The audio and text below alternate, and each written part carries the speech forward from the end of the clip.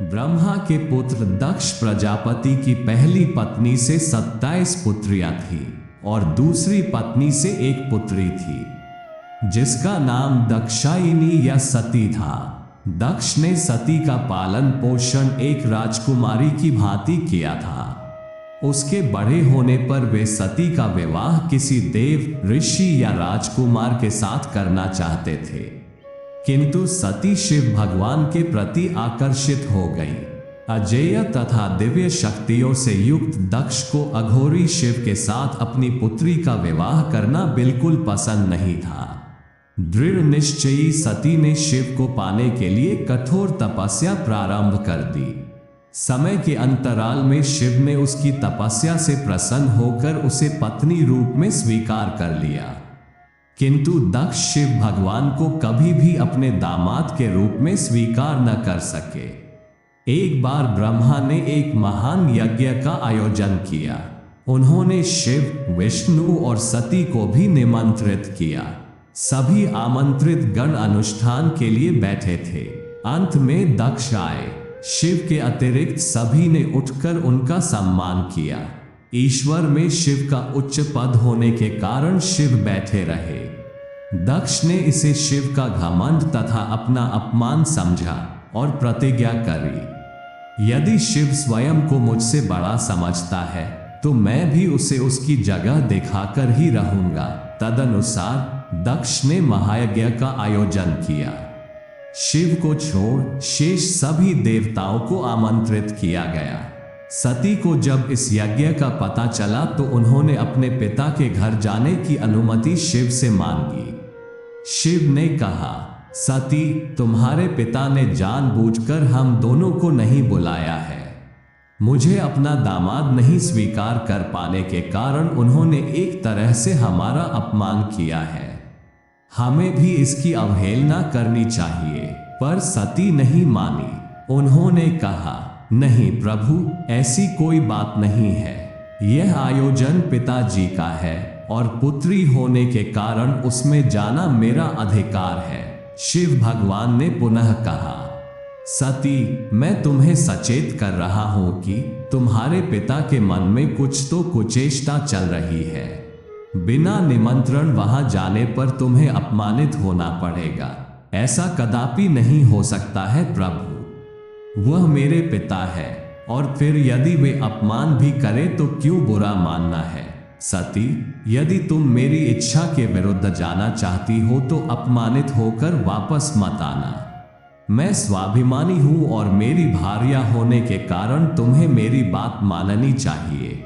दृढ़ निश्चयी सती पति के मना करने पर भी अपने पिता के यज्ञ के आयोजन में चली गई। उन्हें आया देख दक्ष ने अपना मुंह फेर लिया। यज्ञ में सभी प्रिय एवं परिचित जनों के नाम की आहुतियां दी जा रही थी। दक्ष ने शिव और सती को जानबूझकर इससे दूर रखा था। ये देख सती ने कहा, पिताजी, शिव प्रभु की प्रतिनिधि मैं यहाँ उपस्थित हूँ, कृपया उनके हिस्से की आहुति मुझे दे। व्यंग्यपूर्ण हंसी हंसते हुए दक्ष ने कहा, अपना भाग मांगने का तुम्हारा साहस कैसे हुआ? अब मैं तुम्हें अपने परिवार का सदस्य ही नहीं मानता हूं। जब तुम ही अजनबी हो तो तुम्हारा पति भी तो अजनबी हुआ। इसी कारण मैंने तुम दोनों को निमंत्रित नहीं किया था। तुम्हारे आगमन की अपेक्षा मैंने कभी नहीं करी थी। सती इससे अधिक अपमान सह न सकी। कोपातुर सती ने दक्ष को चेतावनी देते हुए कहा, आप अत्यंत अहंकारी हैं। अपने इसी अहंकारी स्वभाव के कारण आपका विनाश होगा। शिव भगवान आपको और आपके पूरे राज्य को विनष्ट कर देंगे। आप बस देखते रहिए। ये कहकर सती प्रज्वलित हवन कुंड में कूद पड़ी। सती की मृत्यु का पता चलते ही शिव क्रोधित हो उठे। उनका क्रोध बेकाबू हो गया। उन्होंने अपने गणों वीरभद्र और भद्राकाली को आज्ञा दी, जाओ यज्ञ को नष्ट कर दक्ष का सिर धड़ से अलग कर दो। गणों ने शिव की आज्ञा का पालन किया। उपस्थित अतिथियों में आतंक छा गया और भगदड़ मच गई। अंततः गणों ने दक्ष का सिर काट डाला। ब्रह्मा को पुत्र की मृत्यु के पीछे शिव का हाथ होने की बात पता चली तो वे व्याकुल होकर शिव के पास गए और कहा, महेश्वर, ये ठीक है कि दक्ष का कृत्य अक्षम्य था, पर सर्वश्रेष्ठ होने के कारण आपको तो उसे क्षमा करना चाहिए था। मैं अपने पुत्र दक्ष के लिए आपसे क्षमा याचना करता हूँ। कृपया उसे जीवन दान दे और यज्ञ को पूरा होने दे। ब्रह्मा की बातों से संतुष्ट शिव ने जाकर पुनः यज्ञ प्रारंभ करवाया। दक्ष को प्राणदान दिया, पुनः उसे बकरे का सिर लगाकर जीवित कर दिया।